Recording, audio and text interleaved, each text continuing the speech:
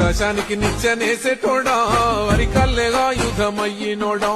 కల్లును గనుగొన్న శాస్త్రజ్ఞుడా తల్లి ఎల్లమ్మకు వారసుడా తాటి చెట్టును మొక్కి తల్లంటావు ఈతవరమే నీ ఇల్లంటావు మొగు ముస్తాదులే రెండు కళ్ళంటావు నీ వృత్తి కత్తి సామి గౌరన్న ప్రాణంతో సెలగాటమే ఆకాశానికి నిచ్చెనేసేటోడా